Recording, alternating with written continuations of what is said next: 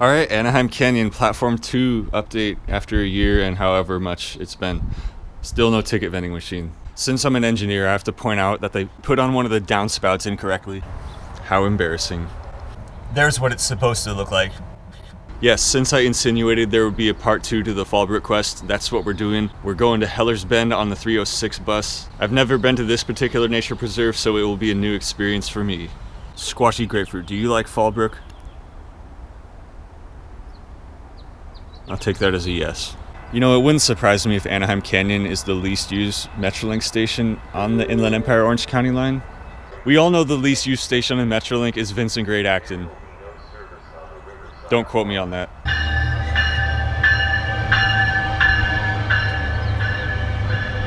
Bike car!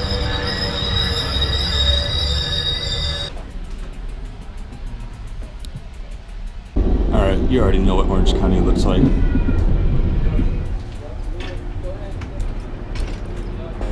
I called North County Transit to see if my Metrolink ticket would be good for a free transfer on the Sprinter and Breeze bus, and they said only for one direction from the station. So I tried it on the Sprinter scanner, and nothing happened.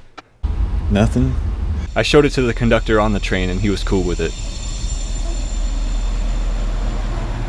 I'm so glad it isn't hang your bike from the ceiling. And we're off. In the priority seating areas behind the yellow line, you are required to move for seniors and persons with disabilities. Thanks, British lady. Vista Transit Center. Upon arrival in Vista Transit Center, we see the westbound train pass by shortly after, and make our way onto the Breeze 306 to Fallbrook. I tried the free transfer on here as well, with similar results. Nothing? Okay, thank you. I'm not sure if the second transfer was supposed to be free, but I'll take it. I used my Pronto card on the way back to be in alignment with what I was told on the phone. Now it gets confusing because we get off at the street called Heller's Bend, but there's actually 2 stops called Heller's Bend because the street loops around and intersects with Mission twice. We're getting off at the first one. This one's also closer than the both that we went to the last video. Well, I guess this stop is technically on the street called Baja Mission, but just past it is Heller's Bend, part 1. And look, first thing we see is a pile of free stuff. I got some HDMI cables, including a DVI to HDMI adapter, which I didn't know was actually possible. Now to cross the street somehow. Noticing the lack of street signs. You would not know this is Heller's Bend unless you looked at it on a map. That looks like it right there. But also in further vindication of my non-car owning lifestyle, it looks like there's actually nowhere to park. Park at your own risk. Where are you parking? I don't know. There it is. I hear water. That means it's probably really nice in there.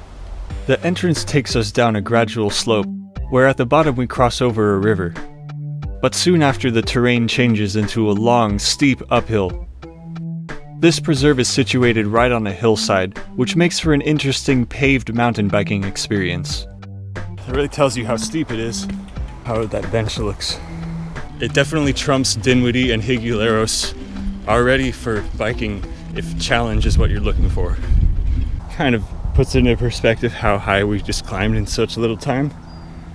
That's amazing. And unfortunately, it gets even steeper. Oh my, unbelievable steepness. That is the street we just got off the bus on. That's an avocado tree. Did they really grow avocados this high up? We got oaks, we got sagebrush, we got more sagebrush.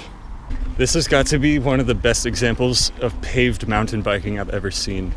The pavement ends at the top where there's 2 benches, but the dirt path continues on over to the next parcel, which I didn't feel like going on because it was a bit overgrown.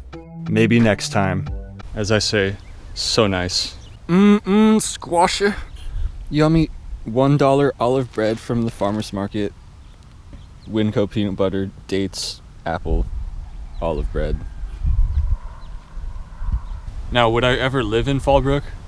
Does this look like a place where someone who doesn't drive a car would live? The answer is no, and the answer is no, but in theory, yes, if they built that train line back here.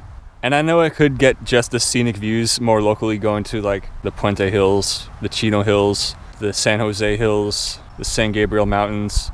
But can you take 2 trains and a bus there? No. And now we have to bike down that gigantic hill. Brake pads don't fail me now.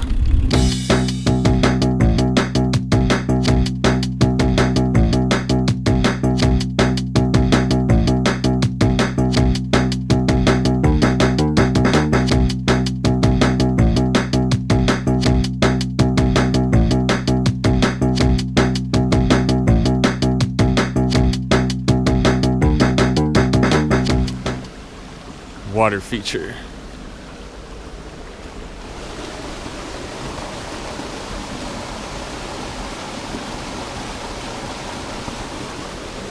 Got these nice boulders, got this nice oak tree.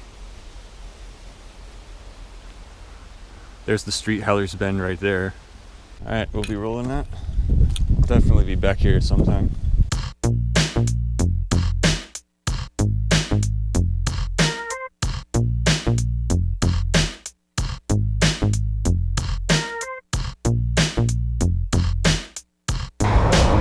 That's cool, the bus stop has a lamp that's solar powered, apparently.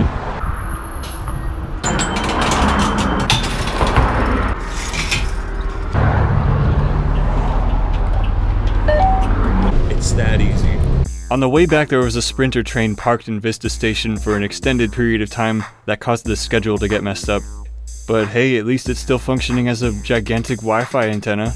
The reason people think the Sprinter is a light rail is because it doesn't look like a freight train. The first passenger trains in America were pulled by freight locomotives, and the first passenger locomotives were based on freight locomotives. So to see a train that doesn't have a locomotive doesn't mean it's a light rail. It just means it's not as heavy.